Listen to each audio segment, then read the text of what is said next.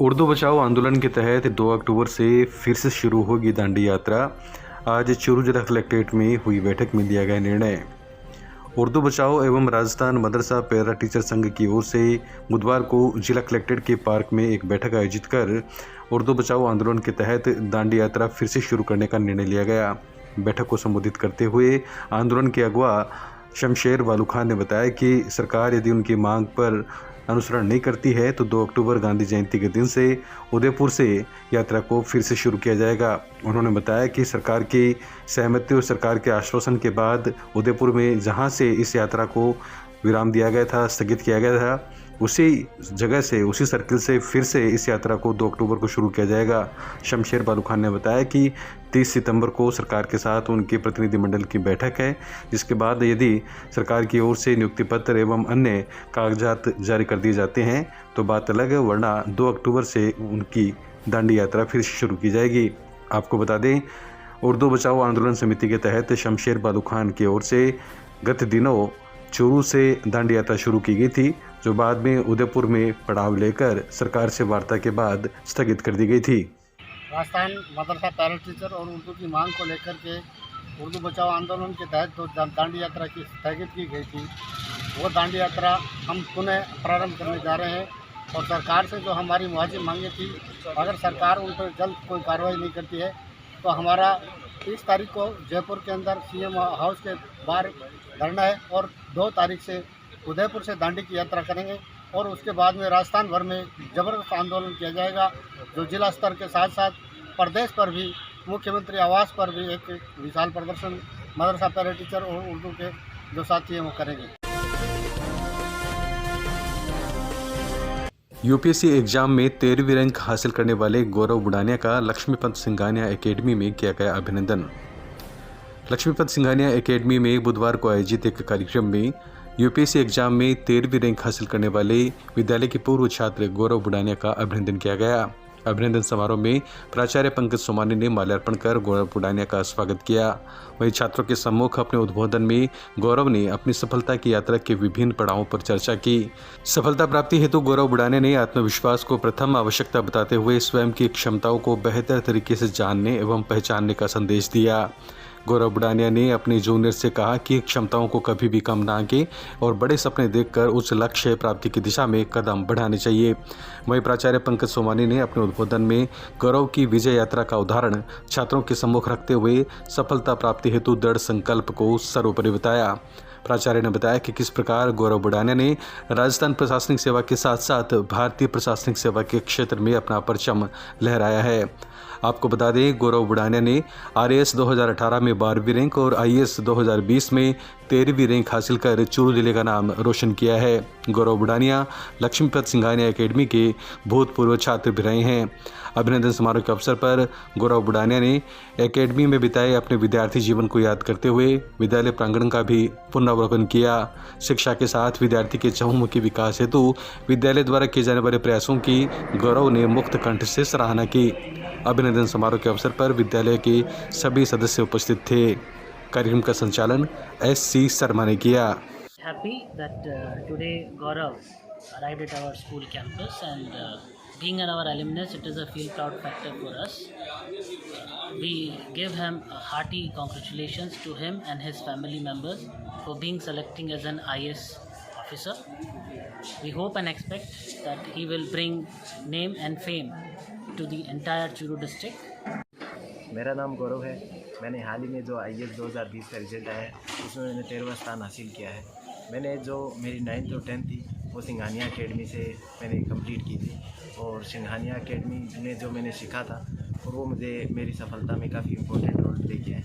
आज मैं as a alumnus मैं मेरे छोटे भाई बहनों को यहाँ पे गाइड करने के लिए आया और जो ये मेरा स्वागत अभिनंदन किया गया उसके लिए मैं तहे दिल से सिंघानिया एकेडमी को धन्यवाद करना चाहता हूँ। जिला कलेक्टर ने ली स्वास्थ्य अधिकारियों की बैठक, मौसमी बीमारियों से बचाव के लिए दिए निर्देश। चूरू जिला कलेक्टर सावनुल वर्मा ने जिले में मौसमी बीमारियों के बढ़ते प्रकरणों को देखते हुए सीएमएचओ, पीएमओ सहित सभी नगर निकाय अधिकारियों को आवश्यक उपाय करने के निर्देश दिए हैं।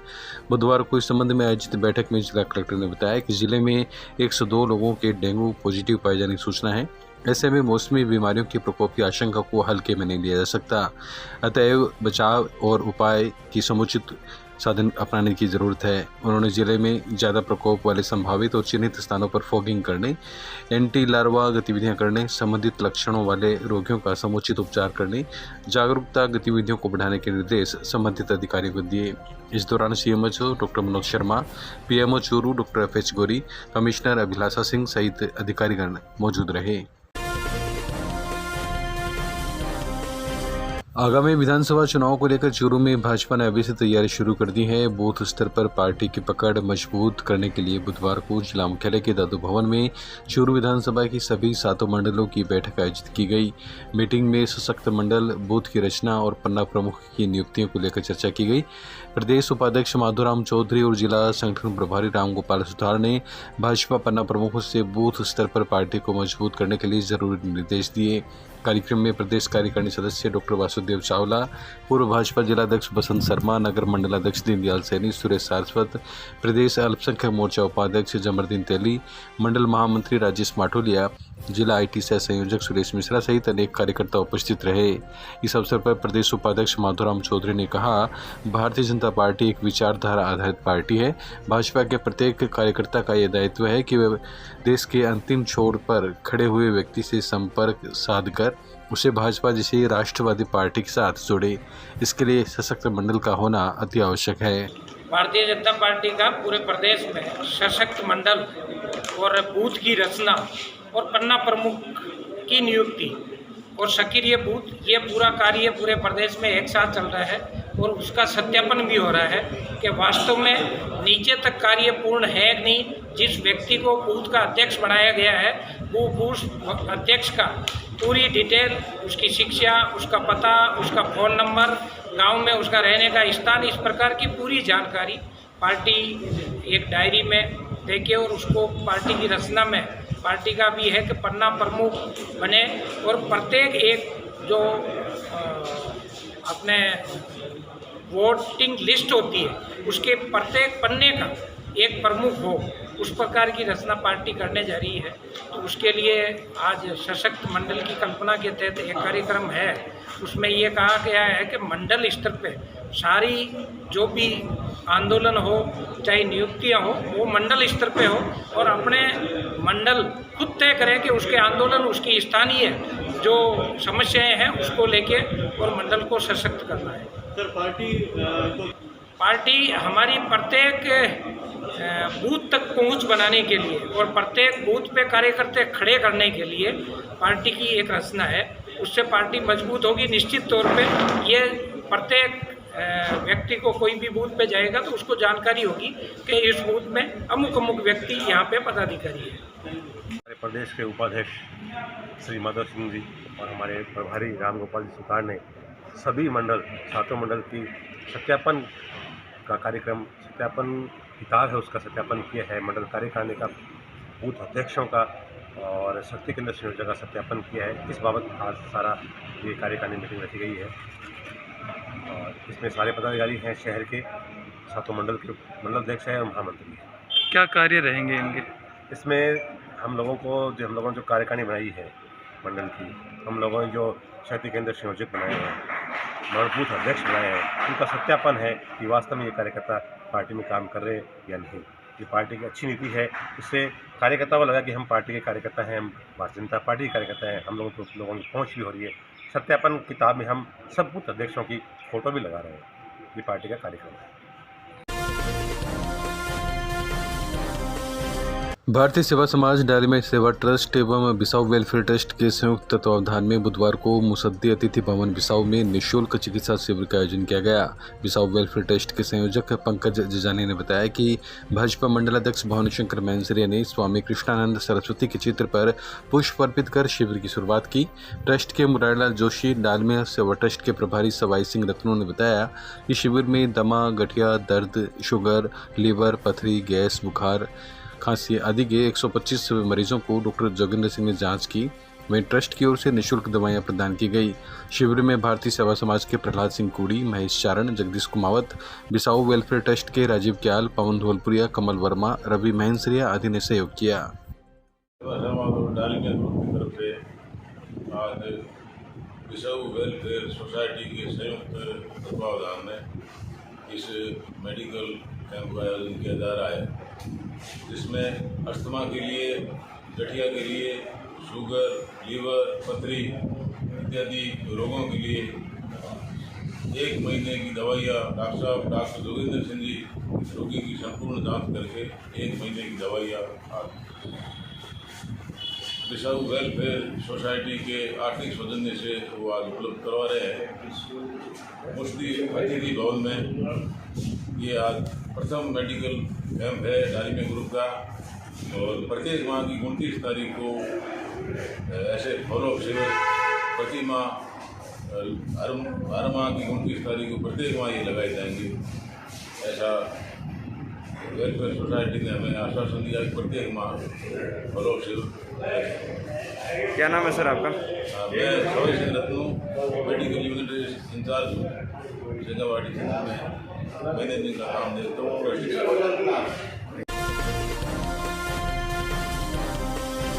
जिला प्रमुख वंदना आर्य की अध्यक्षता में हुई जिला परिषद की बैठक, पारित हुए विभिन्न प्रस्ताव।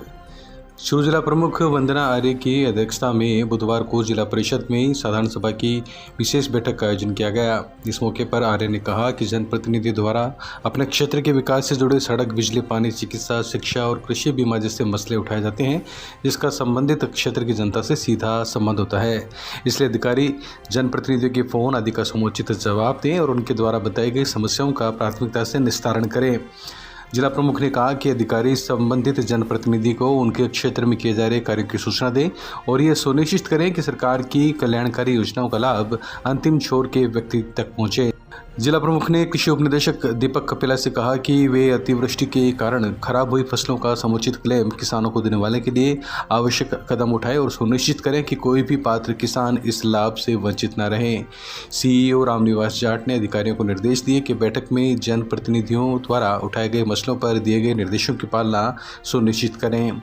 बैठक में उप जिला प्रमुख महेंद्र न्योल, चूरू प्रधान दीपचंद राहड़, तारानगर प्रधान संजय कसमा, सुजानगढ़ प्रधान मनभरी, राजगढ़ प्रधान विनोद, जिला परिषद सदस्य राजकुमार तिलोकाराम, कमला गोदारा, शोकर्ण पोटलिया, संतोष तालनिया सहित अन्य जनप्रतिनिधि एवं अधिकारीगण मौजूद रहे।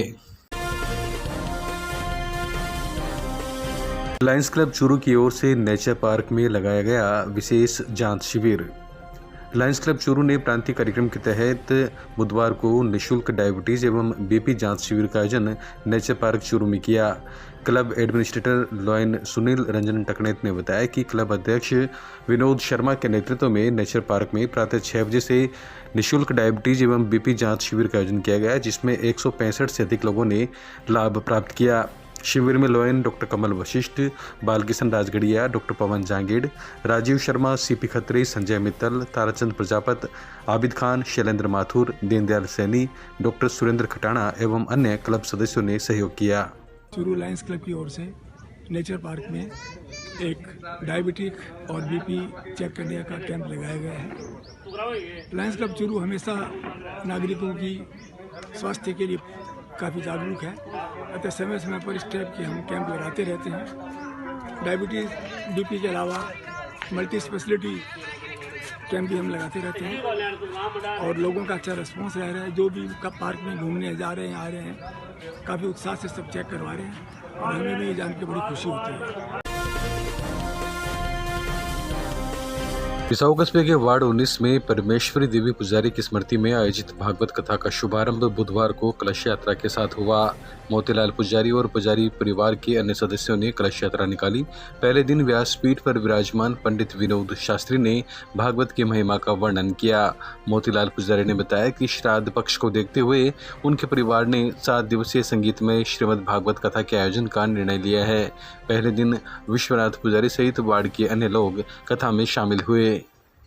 हमारे बिसाऊ के निवासी एवं मुंबई प्रवासी सीताराम जी के सुपुत्र श्री मोतीलाल जी के द्वारा श्रीमद् भागवत का अनुष्ठान शुभारंभ हुआ है। पितृपक्ष में पितरों की प्रसन्नता के लिए एवं आत्म उद्धार के लिए कलयुग में श्रीमद् भागवत के सिवा अन्य कोई ऐसा साधन नहीं है जिसके द्वारा कि हम अपनी भक्ति मार्ग को प्राप्त कर सकें, क्योंकि कलो कीर्तन में वजह कलयुग में केवल भगवान की भक्ति है, जिसके अंतर्गत ये पितरों की प्रसन्नता के लिए श्रीमद् भागवत का आयोजन किया जा रहा है, जिसके अंतर्गत आज श्रीमद् भागवत के प्रथम दिवस की मनोप्रथम संवाद प्रेम की कथा का समापन हुआ। श्रीमद् भागवत की कथा के अंतर्गत सर्वप्रथम गौकर्ण धुंधुकारी का महात्म्य प्रसंग श्रवण करवाया गया, जिसके पश्चात सुखदेव जी महाराज से पूछे गए परीक्षित के 6 प्रश्नों के बारे में विवेचन किया गया एवं उसी के अंतर्गत सूत जी महाराज जी को जो 6 प्रश्न पूछे थे शौनक आदि ऋषियों ने, उनकी कथा करते थे। हमारी दादी श्री परमेश्वरी देवी पुजारी जी की स्मृति में मैं लोग भागवत कथा को आयोजन करे हैं, जो कि 8 दिन चालसी आज से शुरू हुआ है, जो 6 तारीख तक होसी और 6 तारीख ने हवन पूजा वो प्रोग्राम है भंडारा के सागे। और मैं लोग आज सुबह बांके बिहारी मंदिर से कलश यात्रा निकाली है, जो अपनों पुरखा को घर है बिसाऊ में बटे तक, और बटे विनोद जी अपना जो पंडित जी है वे कथा बाँच रहे हैं। मौसमी बीमारियों के बेहतर प्रबंधन की मांग। चूरू जिला कांग्रेस के प्रवक्ता रघुनाथ खेमका ने मुख्यमंत्री को लिखा पत्र। जिले में मौसमी बीमारियों के तेजी से बढ़ रहे प्रकोप को प्रभावी रोकथाम की मांग को लेकर जिला कांग्रेस के प्रवक्ता रघुनाथ खेमका ने मुख्यमंत्री अशोक गहलोत को पत्र भेजा है। पत्र में लिखा कि सरकार ने कोरोना काल में बेहतर प्रबंध कर प्रदेश को सुरक्षित रखा था। उन्होंने आरोप लगाया कि मौसमी बीमारियों को लेकर स्वास्थ्य महकमा सुस्त है, क्योंकि जिले में डेंगू ने तेजी से पांव पसार लिए हैं। डेंगू के करीब 30 से ज़्यादा केस आ चुके हैं, लेकिन अस्पतालों में बेहतर प्रबंध नहीं होने के कारण लोगों को परेशानियों का सामना करना पड़ रहा है। जांच मशीनें, दवाएं, जांच आदि को लेकर सरकार के स्तर पर निर्देश प्रदान किए जाएं, ताकि मौसमी बीमारी के फैलाव को रोका जा सके। उन्होंने कहा कि जिला मुख्यालय की बात करें तो यहाँ प्रतिदिन ओपीडी 2500 से ऊपर जा रही है और रोजाना 70 के करीब डेंगू की जांच हो रही है, जिसमें 8 के करीब रोगी चिन्हित किए जा रहे हैं। कमोबेश ऐसे ही हालात जिले के अन्य बड़े अस्पतालों के हैं। कांग्रेस नेता रफीक मंडेलिया ने की जन सुनवाई, कैमखानी छात्रावास का भी किया निरीक्षण। चूरू लोकसभा और विधानसभा से प्रत्याशी रहे वरिष्ठ कांग्रेस नेता रफीक मंडेलिया ने बुधवार को ब्लॉक कांग्रेस कार्यालय मंडेलिया हाउस में जन सुनवाई की। शहर और ग्रामीण क्षेत्र से आए लोगों से मुख्य रूप से विद्युत की अनियमित कटौती और पिछले 1 माह से हुई अतिवृष्टि से फसल खराबे और क्षतिग्रस्त सड़कों को ठीक कराने की मांग रखी गई, जिस पर रफीक मंडेलिया ने संबंधित अधिकारियों से वार्ता कर समस्या के समाधान की बात कही। इस दौरान जन सुनवाई के बाद निजी मद से कैमखानी छात्रावास में बनाए जा रहे हॉल निर्माण कार्य का रफीक मंडेलिया ने निरीक्षण किया और कार्य को अच्छी गुणवत्ता के साथ करने के निर्देश दिए। इस मौके पर पूर्व सभापति गोविंद महंसरिया, निवर्तमान ब्लॉक अध्यक्ष अबरार खां, अदुराम न्योल, सोहनलाल मेघवाल, नारायण बालान, कृष्णाराम बाबल, नानक राम डूडी, महावीर नेहरा, सत्तार खां जोइया, मुंशी खां, सलेमुद्दीन खां, महमूद खां, लियाकत खां, जंगशेर खां, नाजम अली सहित अनेक कार्यकर्ता मौजूद रहे। जिला कलेक्टर सांवरमल वर्मा की अध्यक्षता में कलेक्ट्रेट सभागार में जिला महिला समाधान समिति बेटी बचाओ बेटी पढ़ाओ योजना की जिला स्तरीय टास्क फोर्स की बैठक आयोजित की गई। बैठक में विभिन्न बिंदुओं पर समीक्षा करते हुए कलेक्टर ने कहा कि बेटी बचाओ बेटी पढ़ाओ अभियान की गतिविधियों को प्रभावी स्वरूप दिया जाए। उन्होंने कहा कि ये सामाजिक जागरूकता का विषय है। इस दौरान जिले के प्रत्येक विद्यालय में बच्चों को नियमित रूप से गुड टच बेड टच के बारे में जानकारी देने के लिए प्रारंभिक एवं माध्यमिक शिक्षा के जिला शिक्षा अधिकारियों को निर्देश दिए गए। कलेक्टर ने पुलिस अधिकारियों को पॉक्सो एक्ट के तहत दर्ज प्रकरणों में समुचित कार्रवाई करने तथा गत वर्षों के समस्त आंकड़े प्रस्तुत करने के निर्देश दिए। कार्यक्रम में महिला अधिकारिता विभाग के सहायक निदेशक संजय कुमार ने विभिन्न योजनाओं की प्रगति और आंकड़ों से अवगत कराया। बैठक में बेटी बचाओ बेटी पढ़ाओ योजना के तहत ग्राम स्तर तक महिला बाल विकास विभाग के मानदेय कर्मियों के माध्यम से जागरूकता गतिविधियां आयोजित करने का निर्णय लिया गया। बैठक में सीएमएचओ डॉक्टर मनोज शर्मा, सामाजिक न्याय एवं अधिकारिता विभाग के सहायक निदेशक नरेश बारोटिया, सूचना एवं जनसंपर्क विभाग के सहायक निदेशक कुमार अजय, जिला परिषद सदस्य सुनीता, पार्षद सुशीला सुंडा, एडवोकेट संजय भाटी, एडवोकेट रूपा मजूमदार सहित संबंधित अधिकारीगण मौजूद रहे। बचाओ बेटी पढ़ाओ के तहत बैठक आयोजित की गई, क्या एजेंडा था? ये त्रैमासिक बैठक आयोजित होती है। बेटी बचाओ बेटी पढ़ाओ में जो 10 पैरामीटर हैं उनके बारे में विस्तार से चर्चा की गई है और सभी जो सदस्य हैं उनको निर्देश दिए गए कि राज्य सरकार के निर्देशानुसार बेटी बचाओ बेटी पढ़ाओ में जो है उसकी ये प्रयास करें कि हमारी बेटियाँ यहाँ पर चूरू में काफ़ी रहें। आयोजित किए गए किस विषय में किए गए और क्या एजेंडा रहा आज का? आज माननीय जिला कलेक्टर महोदय के अध्यक्षता में जिला महिला समाधान समिति और बेटी बचाओ बेटी पढ़ाओ प्रबंधन समिति की बैठक का आयोजन किया गया था। महिला समाधान समिति की बैठक में विभाग के अधीन महिला थाने में जो महिला सुरक्षा सलाह केंद्र चलता है उसके कार्यों का मूल्यांकन किया गया। साथ ही सखी केंद्र के संचालन की व्यवस्थाओं का भी जायजा लिया गया और सभी सदस्यों ने केंद्र को किस प्रकार से बेहतर तरीके से चला सकते हैं इसको लेकर के सजेशन दिए और जो कार्य अभी तक वहाँ हो रहा है उसकी सभी ने प्रशंसा की। इसके अलावा बेटी बचाओ बेटी पढ़ाओ योजना के जो 10 पैरामीटर्स हैं, सेक्स रेशो, बर्थ का, इंस्टीट्यूशनल डिलीवरी का, एनसी का, उन सब चीज़ों पर चर्चा की गई और हमारे लिए अच्छी चीज़ ये रही कि अधिकतर पैरामीटर्स में हम स्टेट से ऊपर हैं। तो माननीय कलेक्टर महोदय ने भी इसको रिकॉग्नाइज़ किया। माननीय कलेक्टर महोदय ने जो डायरेक्शन दिए हैं कि किस प्रकार से हम बेटी बचाओ के संदेश को ज़्यादा से ज़्यादा बच्चों तक, लोगों तक पहुंचा सकते हैं, उनके ऊपर हम काम करेंगे। चूरू के बिदासर में असंगठित मजदूरों के लिए सामाजिक सुरक्षा योजनाओं के एकीकरण को लेकर उपखंड मुख्यालय पर आज ई श्रम पंजीयन योजना का शुभारंभ हुआ। एसडीएम शिवराम वर्मा ने सीएचसी संचालकों के बैनर को हरी झंडी दिखाकर योजना की शुरुआत की। इस योजना के तहत असंगठित मजदूरों का निःशुल्क पंजीयन होगा, जिसके बाद मजदूरों को सरकार की कई जन कल्याणकारी योजनाओं का लाभ मिल सकेगा। आज सीएचसी के द्वारा ई श्रम कार्ड को उपखंड मजिस्ट्रेट कार्यालय बिदासर के द्वारा हरी झंडी दिखाई गई, जिसका शुभारंभ किया गया, जिसमें ई श्रम कार्ड के बारे में बताया गया, जिसमें ई श्रम कार्ड सभी गरीब मजदूरों के बनाए जाएंगे, जिसमें 16 से 59 साल की उम्र तक ई श्रम कार्ड बना सकते हैं, जिसके लिए आपको आधार कार्ड और बैंक डायरी नज़दीकी सीएससी सेंटर पर ले जानी होगी। बिदासर में बुधवार को सहकार भवन में ग्राम सेवा सहकारी समिति की आम सभा संपन्न हुई। समिति के अध्यक्ष मेघराज सांखला की अध्यक्षता में हुई आम सभा में सर्वसम्मति से अप्रैल 2020 से मार्च 2021 तक के आय व्यय की पुष्टि पर विचार किया गया। साथ ही ऑडिट आक्षेप की पूर्ति, वितरण, ऋण एवं ऋण बकाया की पुष्टि, समिति द्वारा बनाए गए सदस्यों व अन्य सदस्यों की पुष्टि पर विचार किया गया। संचालन मंडल की बैठकों पर विचार विमर्श कर अनुमानित बजट की पुष्टि की गई।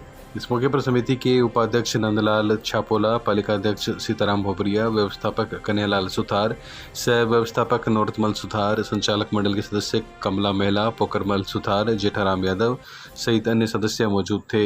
आज बिदासर ग्राम सेवा सहकारी समिति की आम बैठक थी, जिसमें मतलब क्या है, सर्वसम्मति से सारे सबने सद्भावना से प्रस्ताव किए।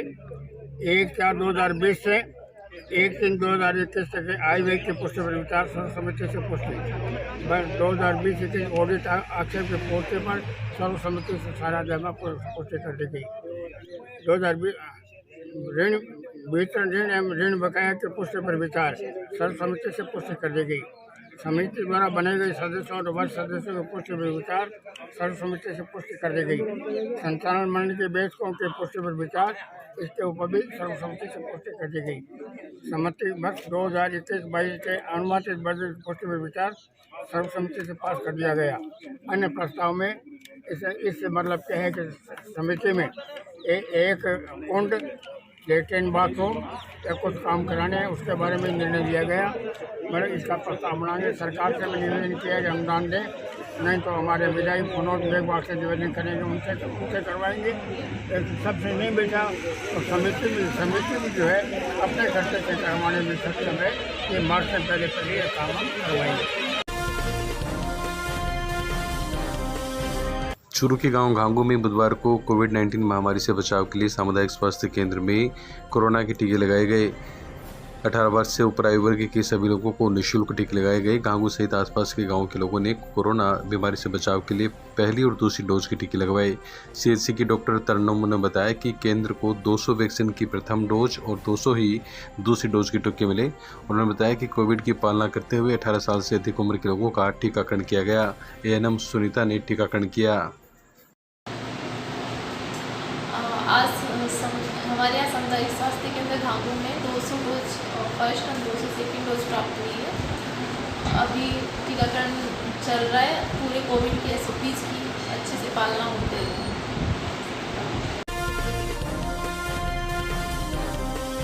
राजलदेसर कस्बे में NH11 पर स्थित दास बालाजी मंदिर के सामने मंगलवार देर शाम शहीद भगत सिंह ग्रुप अध्यक्ष श्रवण गौड़ और गोरक्षा दल के आज़ाद ग्रुप के प्रदीप पांडे के नेतृत्व में शहीद भगत सिंह जयंती मनाई गई।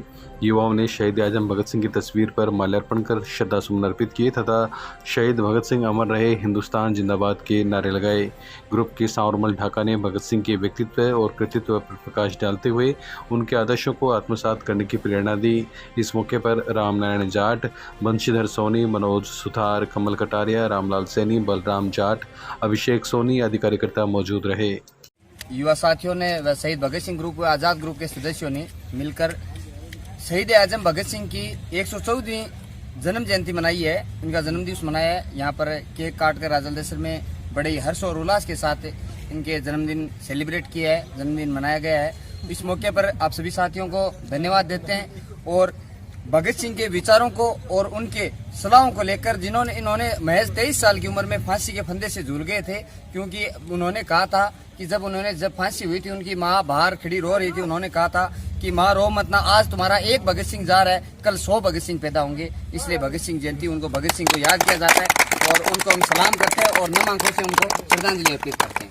शहीद भगत सिंह हमारे।